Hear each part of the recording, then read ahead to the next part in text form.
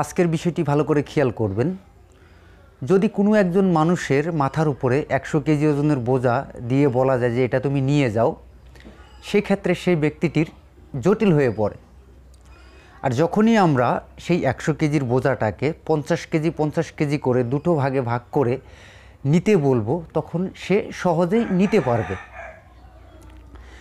তো আমরা এই বিষয় থেকে এটাই বুঝলাম যে যে কোনো বিষয় শিক্ষার ক্ষেত্রে যদি আমরা খণ্ড খণ্ড করে শিখি, একবারে সমস্ত কিছু একসঙ্গে না নিয়ে যদি একটু খণ্ড খণ্ড করে শেখা যায়, সেক্ষেত্রে আমাদের শিখতে খুবই সহজ হয়ে পড়ে, যতই জটিল বিষয় হোক না কেন।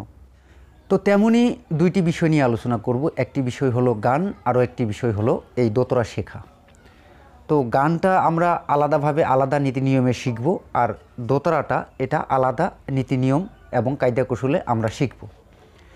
আর যদি এই দুটো বিষয় একসঙ্গে আমরা শিখতে যাই, সেক্ষেত্রে যারা নতুন রয়েছেন তাদের বুঝতে বিষয়টা একটা 100 কেজি বোঝার মতো হয়ে পড়বে। তো তার জন্য আপনারা একটু খণ্ড খণ্ড করে বোঝার চেষ্টা করেন, আর আমি আপনাদের এই দুটো বিষয় বুঝিয়ে দেব খণ্ড খণ্ড করে, যে গান কিভাবে সহজে শেখা যায় আর আলাদা করে কিভাবে দোতরা শেখা যায়। দুটো ভাগ দু রকমের।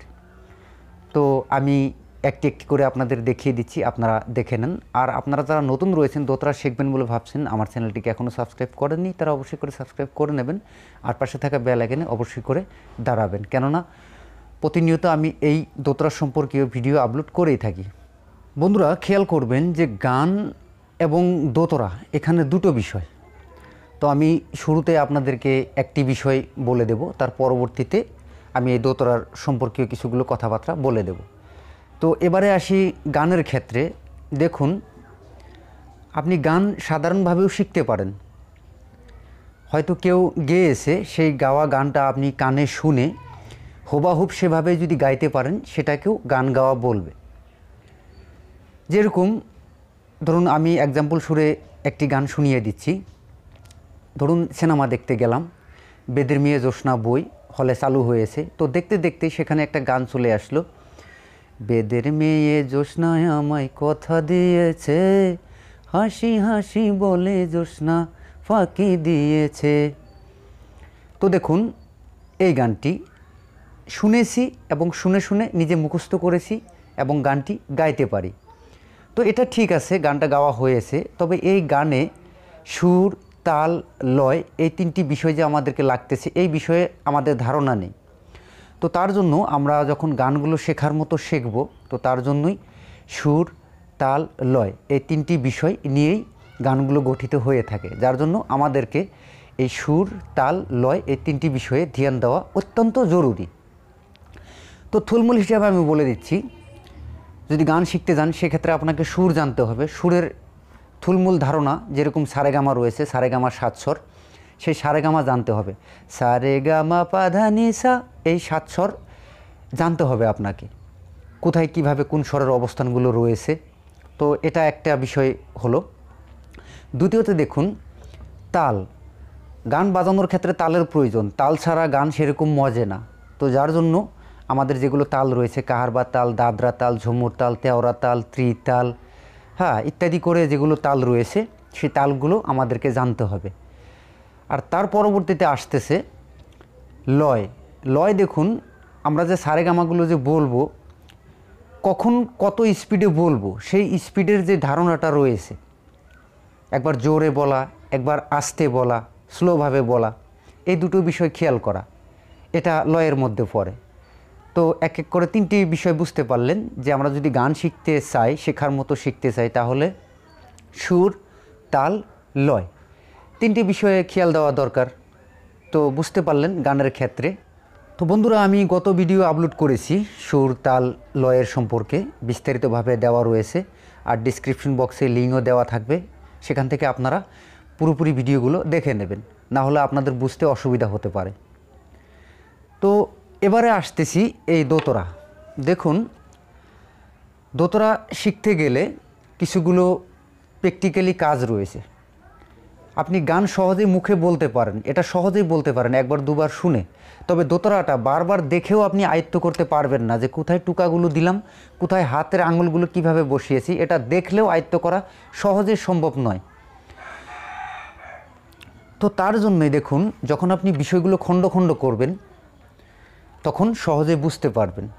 তো এই দোতরাটা শেখার ক্ষেত্রে কিছুগুলো প্রাথমিক শিক্ষা রয়েছে, যেমন এই দোতরাটা ধরার কিছুগুলো বিষয় রয়েছে।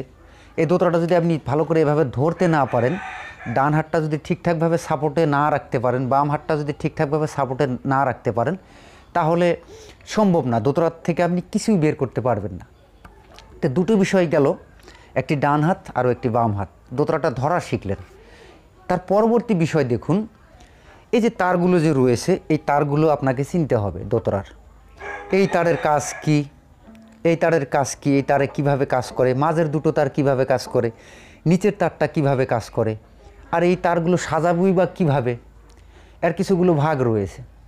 তো ধরুন তার সাজানো এটা একটা ভাগ, এটাও জানতে হবে। তো তার সাজাতে পারলেন, তারপরে এই তার থেকে যে টুকাটাকিগুলো দেবেন তারও একটা প্র্যাকটিক্যালি কৌশল রয়েছে। এটা যে দেখে আপনি পাবেন তা নয়, এর কায়দা কৌশলগুলো কারোর থেকে না কারোর থেকে আপনি জানতে হবে। তো এটা একটা বিষয়। তার পরবর্তীতে বিষয় আসবে একই রকমভাবে সুর, তাল, লয়। যেভাবে আমরা একটা বাংলা কথা থেকে ইংরাজি কথাতে পরিবর্তন করি, ট্রান্সলেট করি, সেরকমভাবেই যে আমরা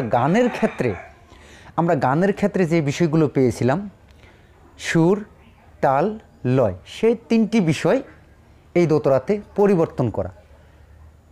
তো সেই তিনটি বিষয় আপনি তখনই পরিবর্তন করতে পারবেন, এতে সুর তুলতে পারবেন, তাল বাজাতে পারবেন, লয় হিসাবে আপনি যেতে পারবেন গতিতে, তখনই পারবেন যখন ডান হাত বাম হাত এর সুর বাঁধা এবং তাল, এই প্রাথমিক শিক্ষাগুলো যখন আপনার হবে তখনই আপনি সুর বাজাতে পারবেন। কীরকম? সুরের ক্ষেত্রে যেরকম আমরা গান গাওয়ার সময় পেয়েছিলাম সা রে গা মা পা ধা নি সা, 7 স্বর পেয়েছিলাম। এখন দোতরাতে কিভাবে সেই স্বরগুলো বের করব? দেখুন, একটা থুলমূল আকার আসবে এখান থেকে, যেভাবে সারেগামাগুলো উঠে উঠে গিয়েছিল, দোতরার থেকেও সেরকম একটা মিল আমরা পাবো আওয়াজের। যেরকম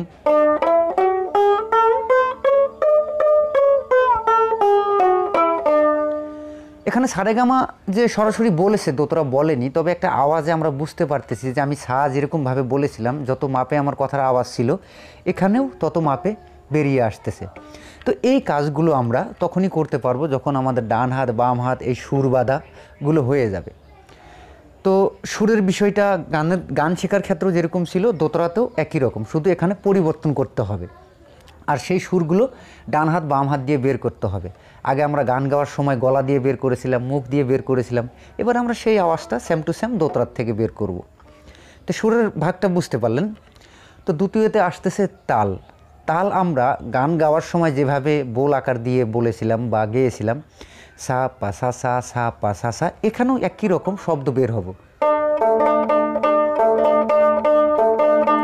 এই দেখুন, ডান হাতের কাজগুলো করতে পারতেছে বলেই এই সা পা সা সাটা বেরিয়ে আসছে। তো তালও বাজালাম সেম টু সেম।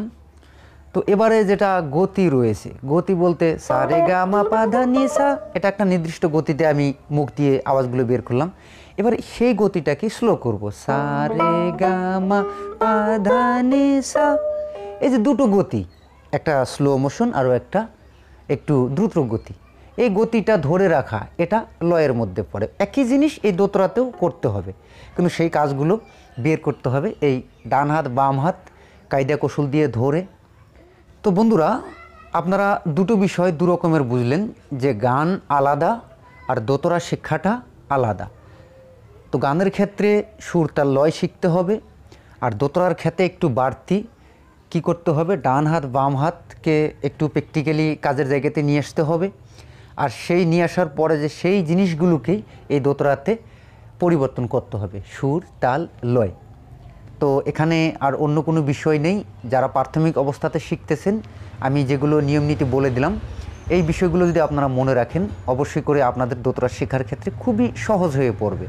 হয়তো বছরের পর বছর লাগতেছে, কেউ কেউ কমেন্ট করে বলে, তো সেরকম আর বছর লাগবে না আপনি যদি এই নিয়ম নীতিগুলো মানেন।